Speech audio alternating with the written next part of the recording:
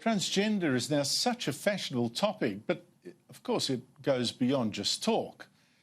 In Victoria especially, there's been a huge jump in children referred to treatment to change their gender, 41% last year, 41%. And girls as young as 9 reportedly given puberty blocker drugs, boys 11 years old. In the United States, surgery for women wanting to be men has tripled in 3 years to nearly 7,000 patients last year. Now, Peter Benjamin has had sex change surgery too. He's British, he's 60, he's an ex-soldier, and started cross-dressing as a teenager. And in 2015, a few years after his wife died, he had gender reassignment surgery to become a woman.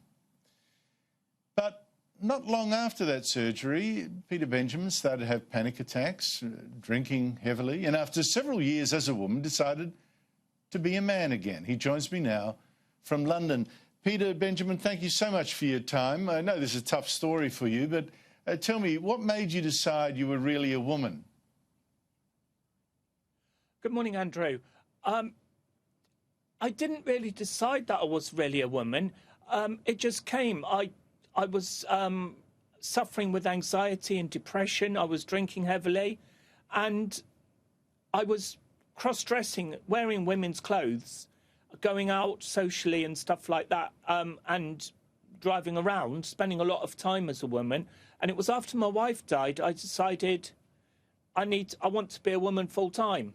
So I went to my doctor, and she told me to go away and live as a woman for a month, which I did, without any hormones, without any treatment or anything.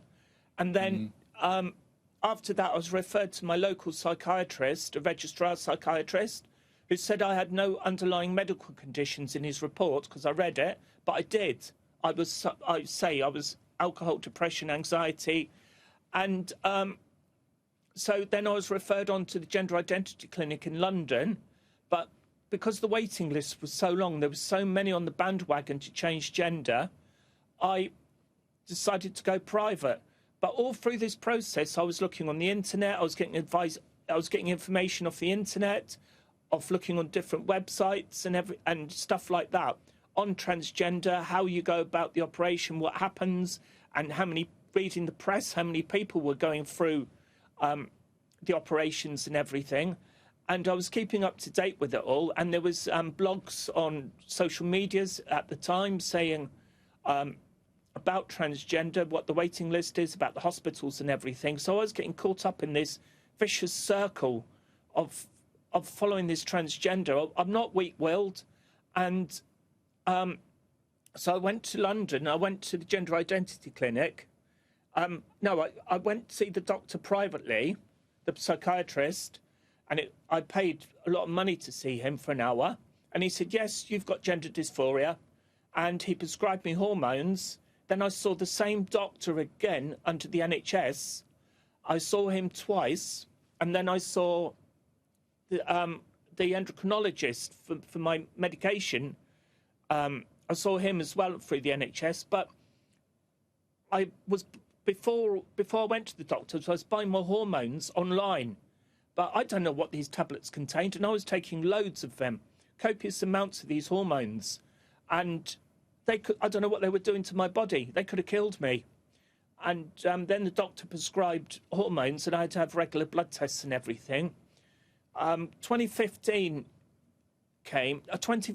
came, and I saw another psychiatrist, and he referred me on for surgery. But all this time, I was also receiving transgender counselling through a transgender support group. And my counsellor said to me, you are a woman. That's what he kept on saying to me, you are a woman. And even before surgery, he said, you are a woman. And this was instilled in us through the support groups.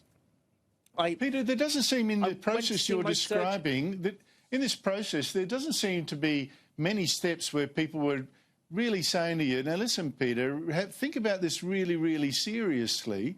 This is a very serious process, and maybe you aren't what you think, won't be getting out of this what you think you might. It seems to be fairly smooth to point of surgery.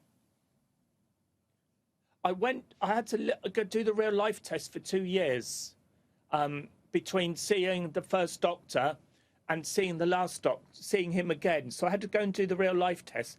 But there was no, through that real life test, there was no backup from the NHS whatsoever. That I was on my own out there. There was nothing, no one talking me out of it, nothing. I just lived my life as a woman for 2 years. It was difficult. There was a lot of abuse and everything else. But I lived my life like that. And then did it improve as you had hoped? When you got your surgery and you changed it, how was your life then? Yeah. My anxiety was, it was still high. I was scared to go out the house. I did go out. I went out socially and stuff, but I was on antidepressants. I was still on the anxiety tablets. And I was still drinking heavily. I had to drink to get the confidence to go out, to get out the house. And this carried on right the way through until I changed back to being Peter. And I'm now off all medication.